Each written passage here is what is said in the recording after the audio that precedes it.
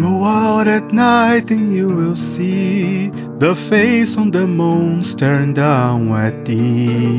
If he smiles, sweet dreams come true. If he frowns, he'll come for you. An old German folk song. That's such a creepy song. Anne said, shaking her head. Your parents would sing it to you every night? I shrugged. It wasn't the only song they sung to me as a kid, I said, feeling the need to defend my folks. But it was a family tradition going back generations, like before my ancestors came to the US old. I never heard of it before. Outside of my family, I really haven't either, and I understand why. Obviously. But the last part never bothered me. Never saw the face in the moon, Frau? Never saw the face on the moon, I said. You aren't thinking of singing that to our kid, are you? Anne rubbed her very pregnant belly out of habit. I didn't respond right away.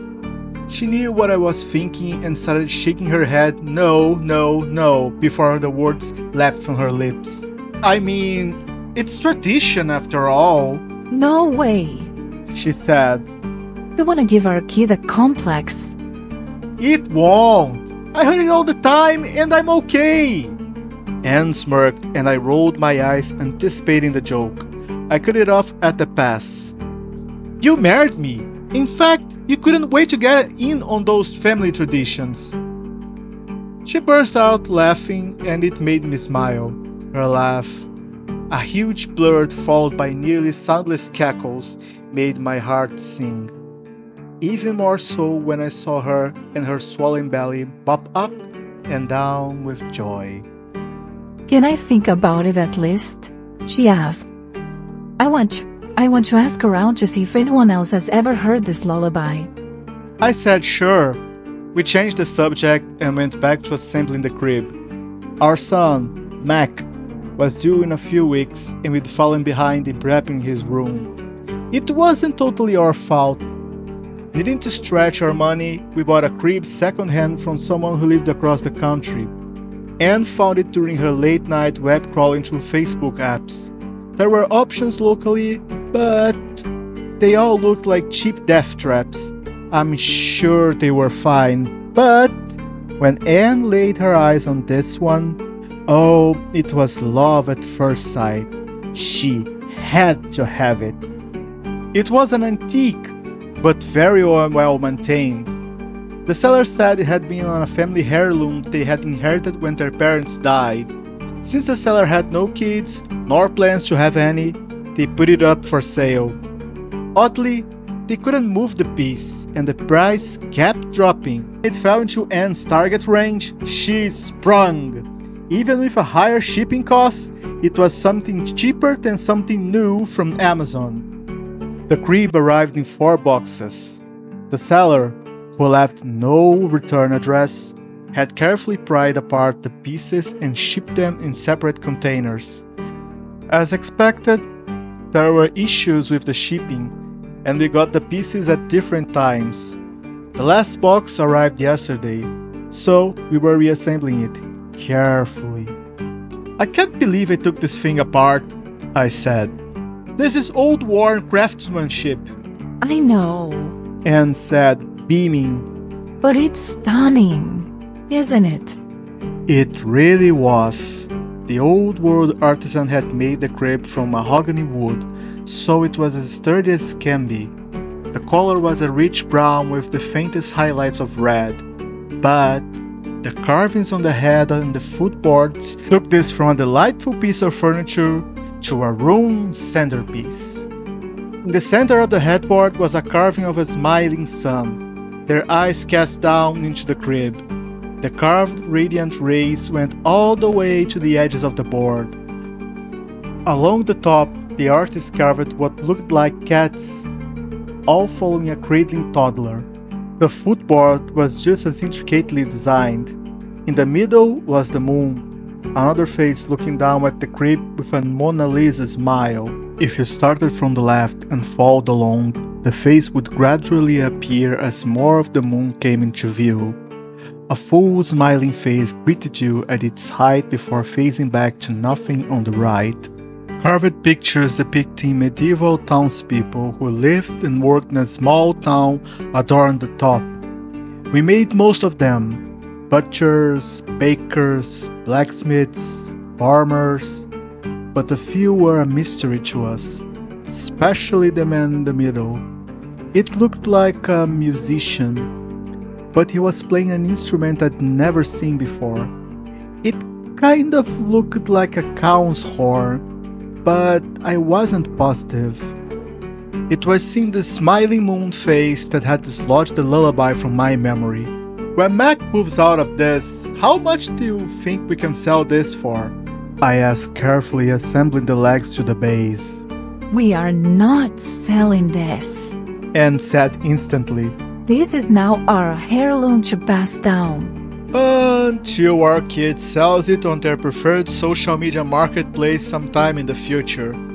It will probably be called Happy Time or Friendship or something. If we raise little Mac right, he'll hold on to it forever, she said, rubbing her belly again. I can already tell he's a good boy. We finished putting the crib together and I moved it into place. We took a step back to admire it. Anne was right, as usual. This was a stunning piece of furniture. She leaned her head against my shoulder. We are actually doing this, huh? God. Becoming parents. Huh? Crazy, I said, slinging my arm around her waist. I'm going to become someone's dad! Jesus! You are going to be a great dad. Only if I sing my family's traditional song to them. Uh-huh. Not a chance. Hey, can I get you to rub my feet? They are killing me. A few hours later, we headed to bed.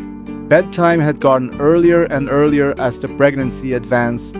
I assumed it was the body's biological clock getting us ready for late-night feedings and butt changes. Outside our window, I spied the full moon in all its glory. It was one of those freakishly large full moons that look amazing in person, but when you snap a picture, it just never captures the astonishing view.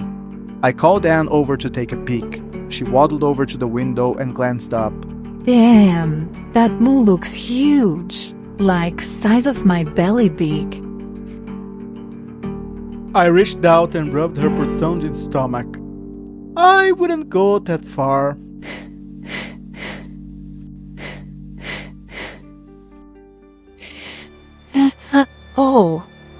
Oh my God. What? Are you okay? Is something wrong with the baby? I think I see a face on the moon. What? She pointed up again. Off to the side. The darker spots look like a face. Do you see it? No. It's smiling. I rolled my eyes. Are you fucking with me? No, I swear. She said. Will you honestly not see it? I don't, I confessed. It just looks like the moon. Hold on a second. She grabbed the phone, zoomed in and snapped the photo. She showed me and pointed at what she said was a smiling face. See it? Kinda, but not really. Wow, do you see any face at all? I looked back up at the moon. No, I said, scanning the surface for anything that might trick my mind and finding nothing. What do I get again if I see a smiling face? Sweet treats? I could use a snack. Drinks! Sweet drinks! I corrected. Does this mean that we can sing the song to Mac now? Not if there's a chance you'll see a frowning moon. The world is already fracturing. We don't need to add some Luna curses for a good measure. Anne said. You coming to bed? Go ahead, I said, still staring up at the moon. I think I caught up a second wind. I'm gonna stay up for a bit. Don't be up too late, remember? We still have an appointment tomorrow. I kissed her forehead and sent her back to bed. Within minutes, Anne was asleep. She's like a robot in that way. She just powers down. The pregnancy has made it easier for her to slip away to the land of Nod. I was tired, but I was also curious, and seeing a face on the moon really hit me. I wasn't jealous. Well, maybe a little. Strange, but I suddenly had a desire to look up the lullaby's origins. I hopped on my computer and started searching, but came up empty. There wasn't a single thing out there about the song. I glanced at the clock and saw it was just after 10. My dad, a notorious night owl, was probably still up. I decided to give him a call and see if he knew anything. He picked up at the second ring. Everything okay with my grandkid? Yes, I said. Mac and Ann are fine. Thank God. He said, chuckling. I can't begin to tell you how nervous I am on your behalf. I'm so worried that something bad is going to happen. Never had this when your mom was pregnant with you. Maybe I wasn't as important to you as your first grandbaby. That must be it. What's going on? Why the late night call? I have a random question for you. You remember the nursery rhyme you guys used to sing to me when I was a kid? I sung a lot of songs, son. The one about the moon smiling and frowning. The old German one. Oh, yeah? He said, that one was an odd. I hadn't thought about it for years, but it popped back into my head when you were born. It's probably because my folks sang it to me all the time as a kid. It was strange.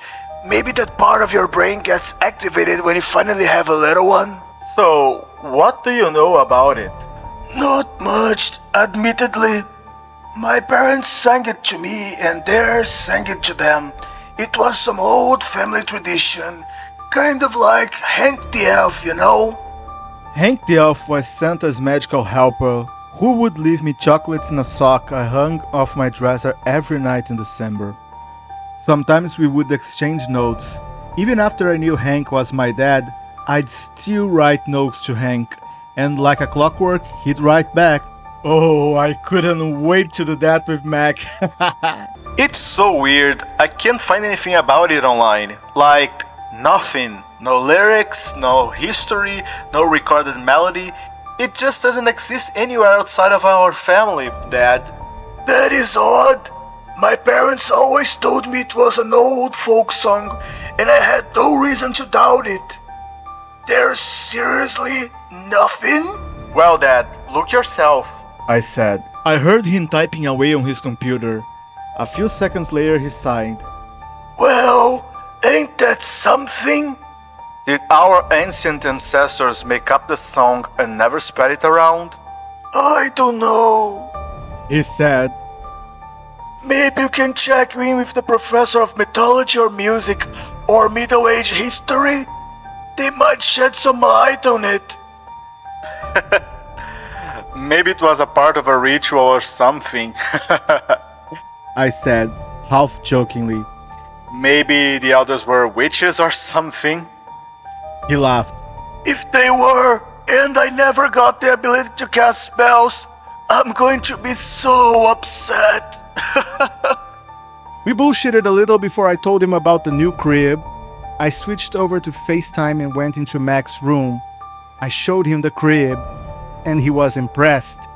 He adored the little carvings, but worried they might be a choking hazard if Mac broke them off. Oh, I hadn't thought of that. I said. You will. As soon as the boy arrives, your dead brain kicks in, and all you'll be able to think about it is all the ways everyday items inside your house might spell death for your kids. It's exhausting. Oh, we've already started baby-proofing cabinets. I said. I hate the lock so much. He laughed.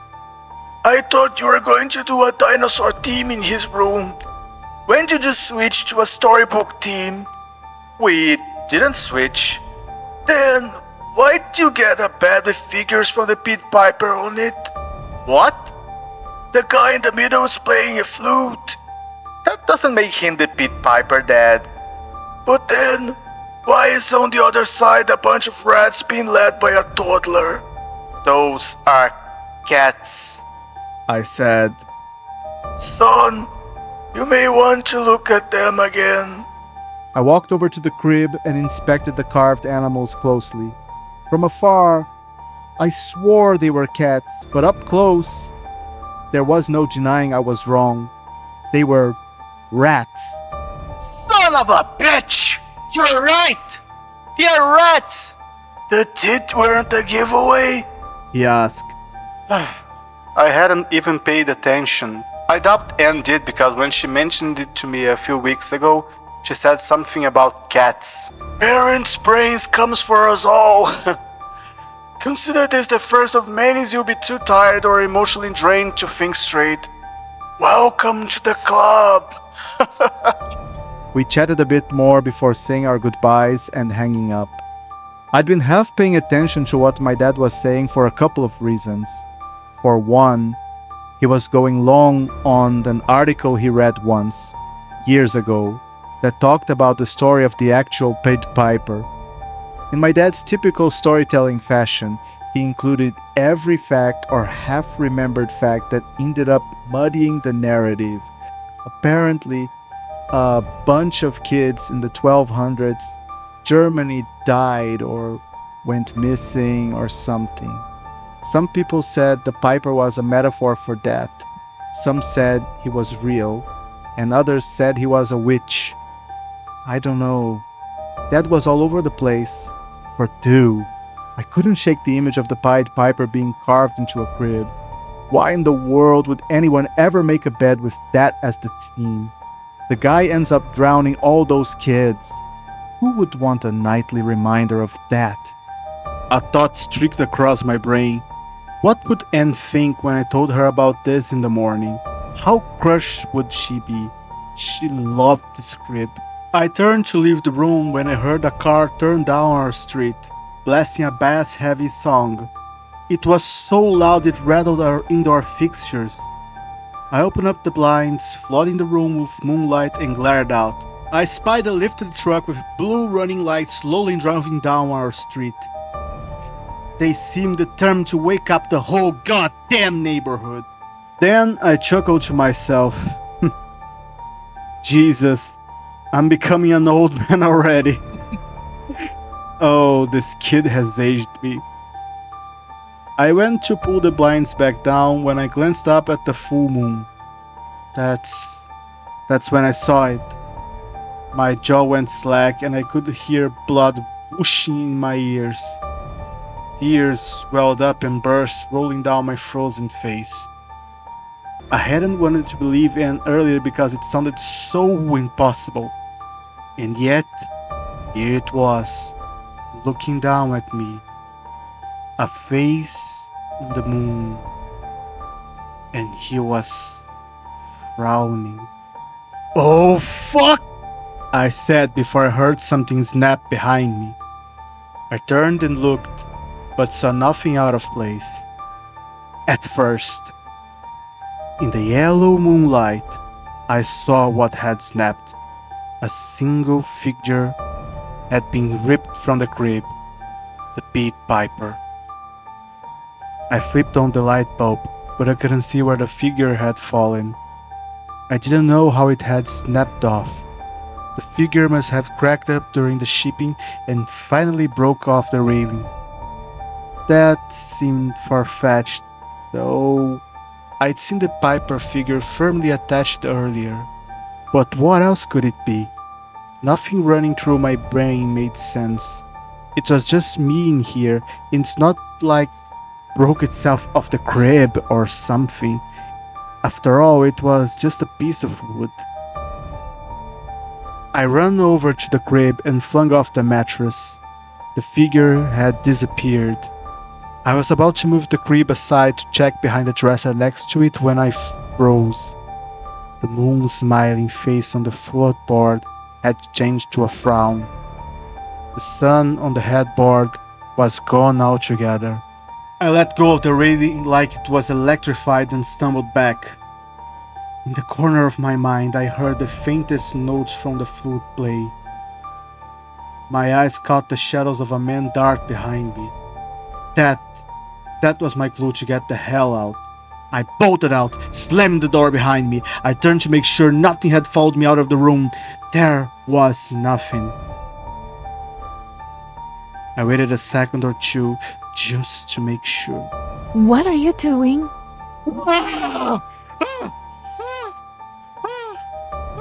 It was Anne. The shock of hearing her voice made me scream. You feeling okay?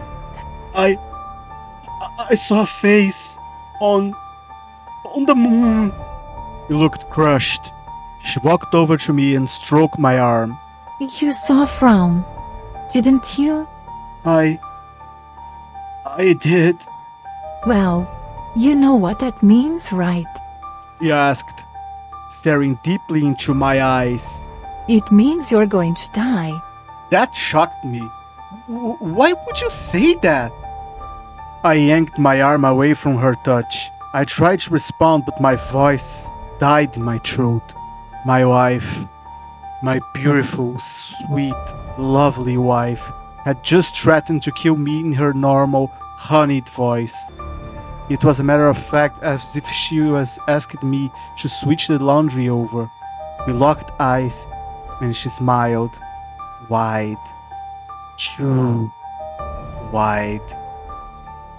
The skin at the corners of her mouth cracked and slowly but violently pulled apart.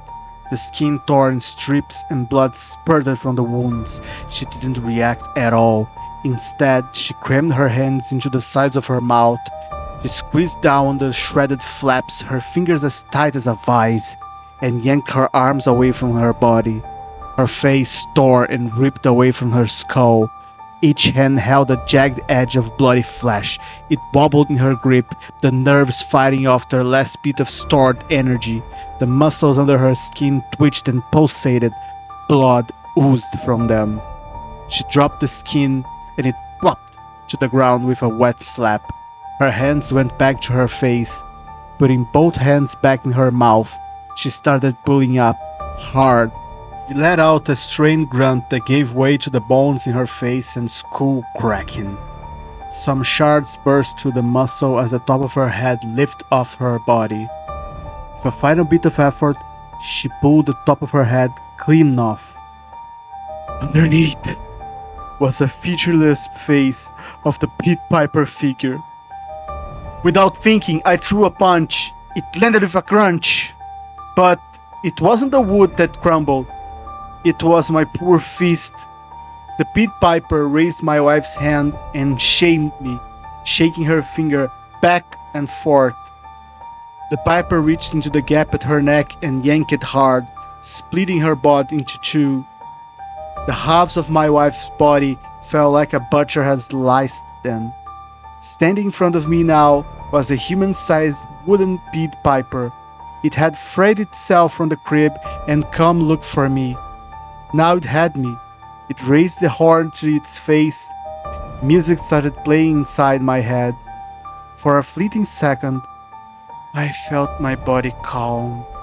My mind, which had been racing like a lost and dreaded relative, instantly soothed. The edges of my vision softened, and from the piles of gore in front of me, I saw dozens of plants rising. My house gave way to a verdant meadow with a soft, rolling hills in the distance. The sky above me was so blue, I had to shield my eyes from the color.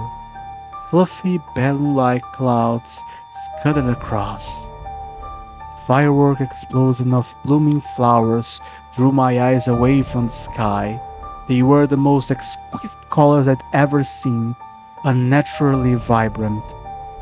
Not long after, Fat black and yellow bumblebees zigzagged in a blossom to drink up the alluring nectar. It felt like I had stepped into a painting. Everything was so real, but it had a sheen of artificiality. As much as the music rendered the serene image in front of me and urged me to let go, a dark corner of my brain was screaming for me to wake up from the illusion. My monkey brain knew something was wrong. What's all the racket? It was Anne, the real Anne. She emerged from our bedroom, rubbing the sleep from her eyes. The return of her voice, her real voice, helped light up the darkened part of my brain. The art project melted away, and the gore returned. I saw Anne's horrified face and heard my screen's subconscious screaming again. "Run!" I yelled. I pushed past the Pit Piper, grabbed Anne's hand, and yanked her along the front door. She stumbled, and only through an act of God and many intense arm workouts did I keep her upright. If we fell, I knew we'd be goners. I grabbed my keys, whipped open the door, and we took off for the car. "Get in! Get in!" I yelled, fumbling with the keys to the car. What's happening? I saw a face on the moon. It was frowning. She didn't say a word. She didn't have to. Her facial reaction said everything. We both slid into the car. I fired up the engine and glanced over my shoulder to make sure I wasn't about to take out some poor sap while walking his dog late at night. When I turned back to the house, I saw the Pit Piper standing in the doorway. He wasn't alone. All those wooden rats had ripped themselves off the crib and had come to life. Only they weren't the size of regular rats. Not even the size of a burly New York subway rats. These things, oh, these things were as big as Rottweilers. Like the Piper, they had no features, save for their razor-sharp teeth. What the hell are those? Rats. From where? The crib, I said. Our crib? After tonight, it's the dump's crib. Buckle up! The Piper played music, but I couldn't hear it this time. But the rats could. They turned their attention toward my car. The lead rat hunched down and launched themselves onto my hood.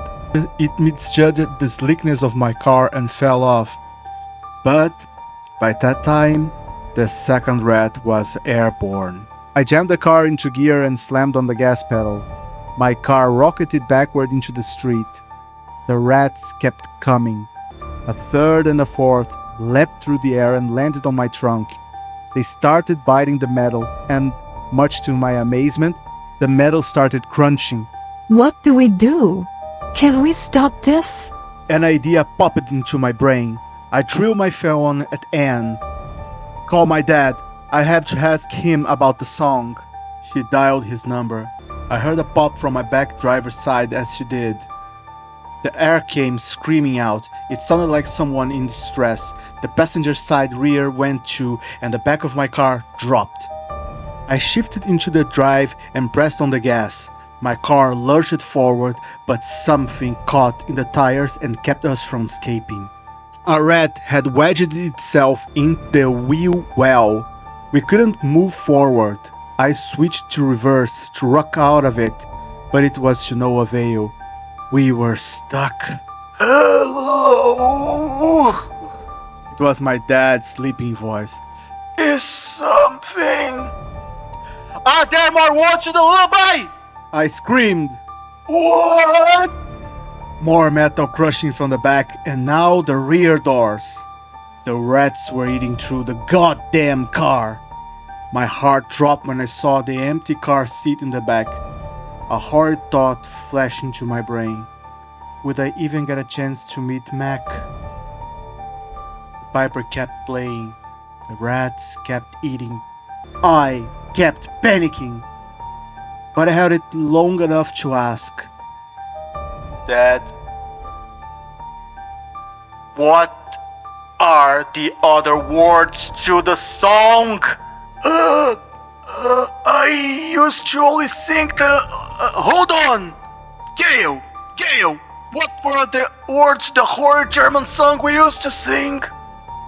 I could hear my mom waking from her sleep.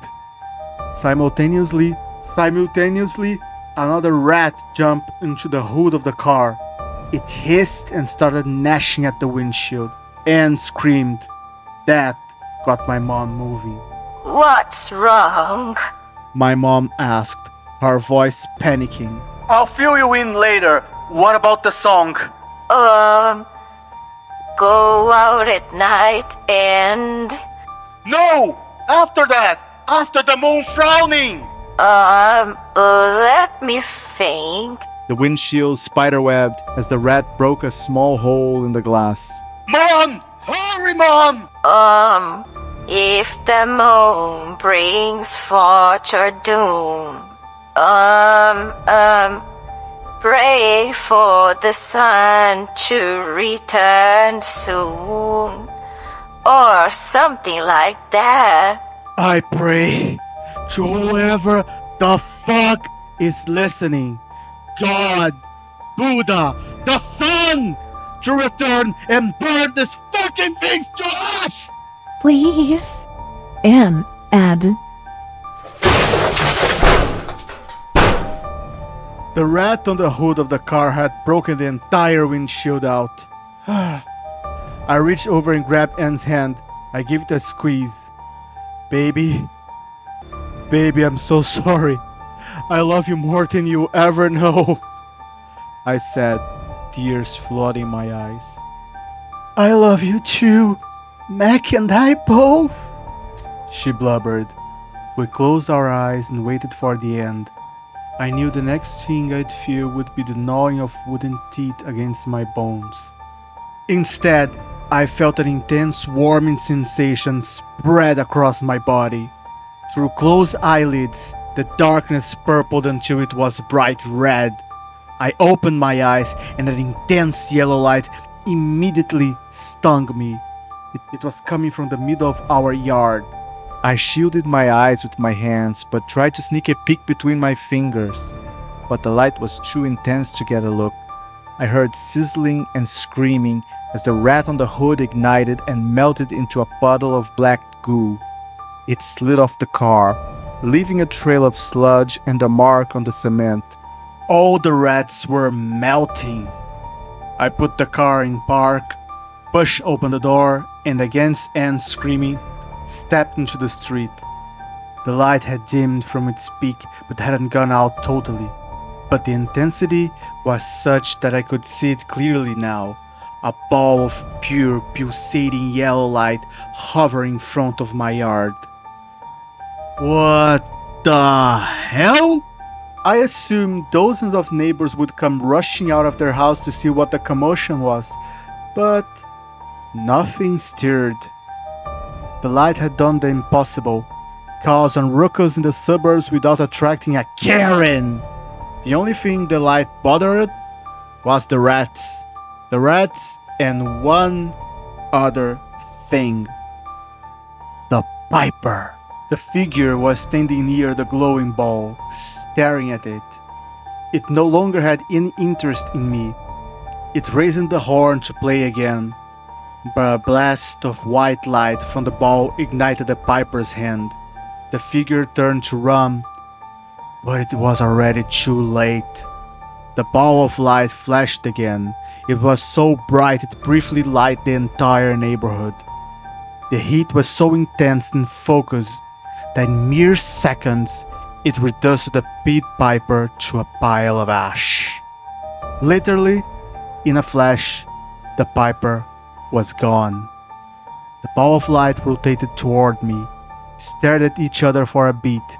I didn't know what to do, so I nodded at it. A non-verbal thank you from a flesh and blood human. It quickly flashed 3 times before winking out. As it did, something heavy thudded on the grass. I was standing in the dark again. Is it gone? Anne asked, climbing out of the car. I think so, Jesus, she said, laughing. our car is fucked. I made my way over to where I'd heard the object fall. As I got to where the glowing ball had been, I saw a perfect circle burn into my lawn. Inside that circle was the carved depiction of the smiling sun from the crib's headboard. Holy Sunhead Prime! Blessed be thy name, I said, picking it off the ground. It was slightly warm to the touch, but it didn't burn my hands. In fact, I found the warmth comforting, like a hug. Anne joined me. She delicately ran her fingertips over the carving. We have to keep this. It saved us. Yeah, I said, reaching out and touching her belly. It saved all of us. With perfect comic timing, Anne said, The rest of the crib has to go, though. We laughed like idiots for 10 minutes. Afterward, I managed to guide my busted-ass car back into the driveway. As Anne had declared, it was truly fucked. How the hell would I explain it to this gecko? I called my parents back and told them what had happened. They didn't doubt me. They were at the house 15 minutes later and stayed the rest of the night. Dad even helped me drag the crib to the curb. Who did you order this crib from anyway? I asked Anne. Someone on the marketplace. Show me. Anne brought up her phone messages and searched. She scrolled and scrolled and scrolled. She stopped, confused. The messages are gone. Maybe the ad's still up in the store? I asked, knowing the answer already. It wasn't. Just another layer of what the hell? To an already well-layered fuck this cake. Anne told me everything she could remember about the account she messaged with, but had limited information because who would bother to remember anything like that? She was hunting for a decent sale, not making a best friend. Turns out she found neither. Everyone else has fallen asleep. I'm sitting in my office, staring at the carved sun and writing this out. I'm hoping someone out there might shed some light on this for me. Has anyone heard this song? Does anyone know anything about the crib? Or how the moon and sun figure into it? Where was the land the Piper was showing me? Shit! Why was the Piper part of it? How screwed up were my ancient relatives? Best as I can tell, and granted, this is all speculation on my part, is that the song may have activated the crib. In turn, that awakened the face on the moon, which activated the Piper. I don't know what the energy ball was. I have no clue how the person selling this thing tracked Anne down. I don't know how any of this, well, magic works. All I know is that this entire ordeal felt predetermined. I can shake the feeling that forces beyond my understanding and unconstrained by time and space align just in a way to kill me off.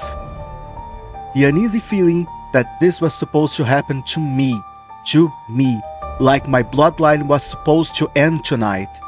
What about my lineage pissed off the moon? What horrid curse is in my blood? And am I passing it down to Mac? We stop at the Piper for now, but I am worried he might return. I plan to hang the carved sun in Mac's room for protection, probably over his regular-ass Amazon's basic crib. The boy will be the centerpiece of the room, not his creepy German bed. It's silent in the house now. There's no Piper music in my head, but I keep expecting to hear it again. He showed me some strange land, which must have been so important to me or my family. Right? He was trying to lure me somewhere, but where? And why? I'm going to put on a pot of coffee. I am definitely not sleeping tonight. Not until the sun rises again, anyway. I'll take all the protection I can get.